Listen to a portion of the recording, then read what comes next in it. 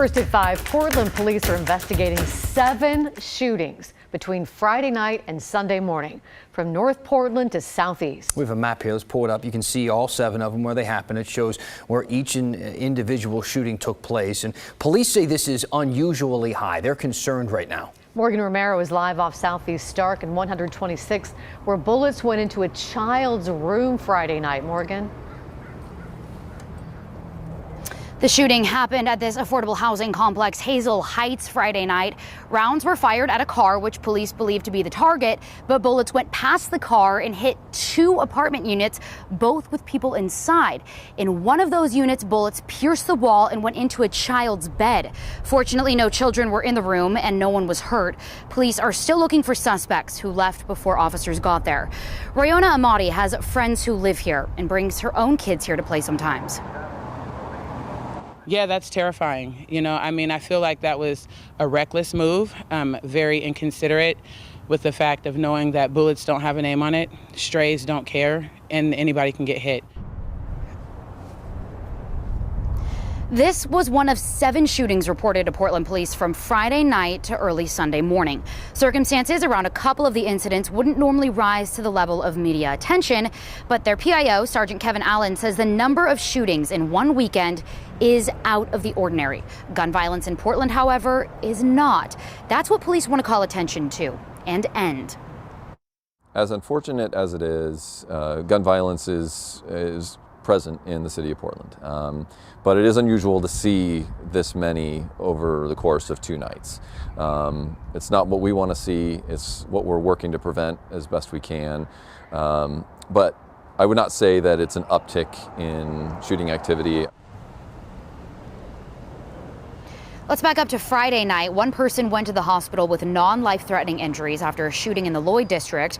Then on Saturday, a bullet grazed a man's head while he was driving in the St. John's neighborhood. He's okay. In Southeast Portland on Saturday, bullets hit a man's car while he was inside. Later that night, this northeast townhouse was caught in the crossfire. Fortunately, no one was hurt there. I did talk to the girl who lives there and says she came home about 5 minutes after the house was sprayed. This makes her want out ASAP. The Bureau's gun violence reduction team is investigating all these shootings. They are following up on leads, but at this time they have no suspects and no arrests made. They say if you have any information or any surveillance video from the areas where these shootings happened, they want you to call the number listed on the bottom of your screen.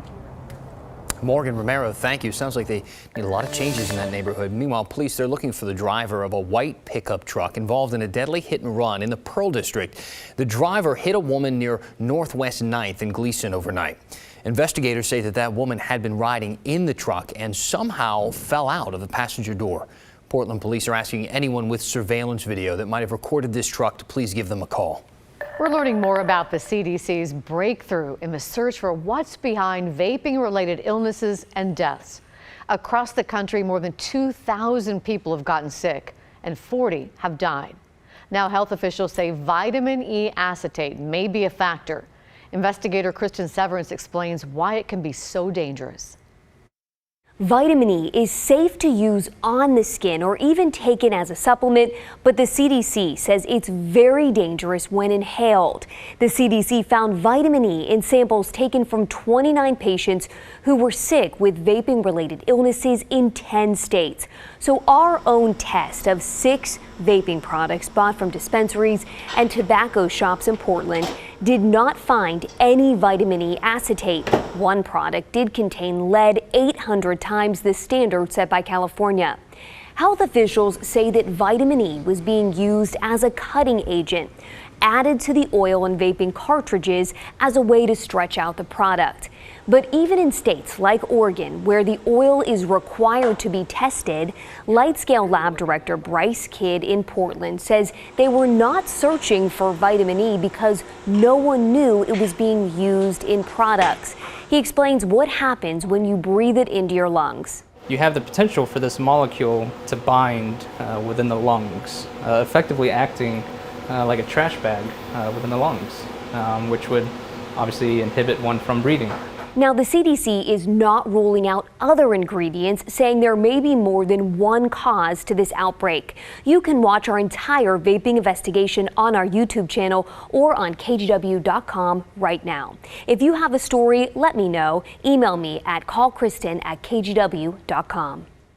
Now to customers from new seasons, they're being warned right now about E. coli after 3 people got sick from ground beef. The grocery chain has issued a recall at this point. We're talking about hamburgers sold at the North Lombard, North Interstate, and Cedar Hills locations. They've all been recalled at this point, and the beef was sold between October 19th and October 23rd. So if you have any of this, check your fridge. If you bought it, throw it out.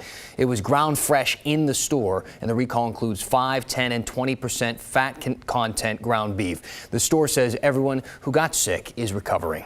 2 major airlines have extended cancellations of flights on the Boeing 737 MAX.